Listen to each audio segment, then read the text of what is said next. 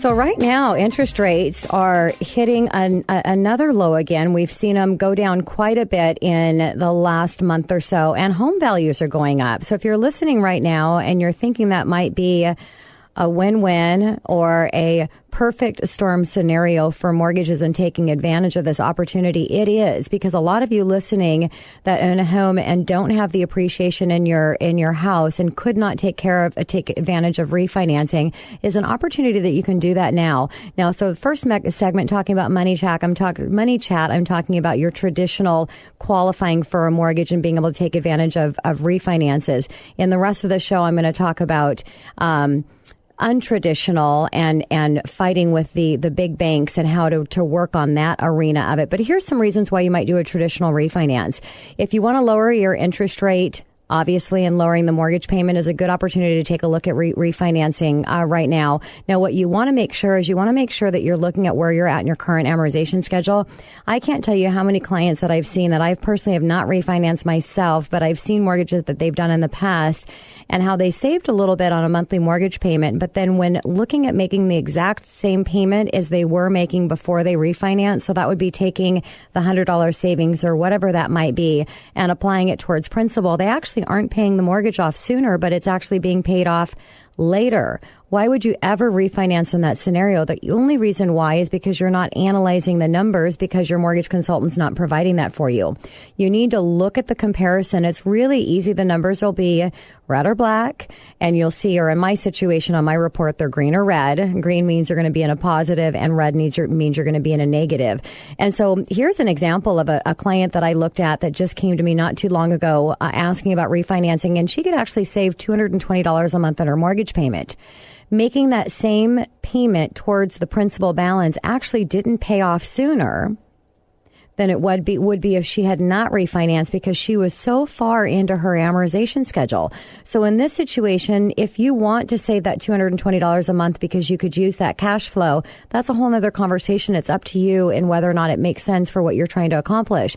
But if you're trying to see what the better financial move is based on paying your mortgage down, in this situation, you would have not wanted to take advantage of the refinance. So again, just looking at your numbers and seeing what makes what's going to pay off first.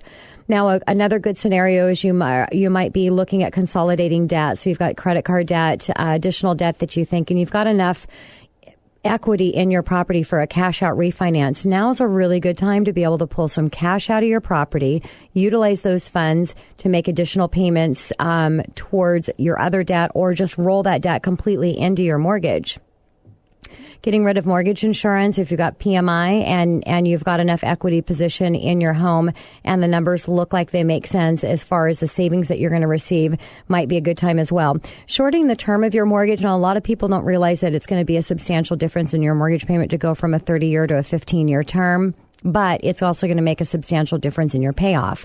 So if it makes sense for you to have a $600 or $700 a month higher mortgage payment to switch it into a 15-year term, the rates are unbelievable. You can save about 1% in interest rate on a 15-year versus a 30-year mortgage right now. So taking a look at that. Maybe a 15-year is too aggressive for you, but you can save a little bit on the interest rate, maybe 0.25% or so if you amortize it over 20 years versus 30 years. Again, when you're comparing your existing mortgage and where you're at in the amortization schedule and just seeing which one's going to pay off first and how those numbers look, it's really all about in the numbers. So to get pre-approved for a refinance, get ready to provide all of your income documents so that you're ready to go. W-2s, full tax returns with all schedules, pay stub, asset statements, going through the entire process just like you have before in determining for the pre-qualification of a mortgage.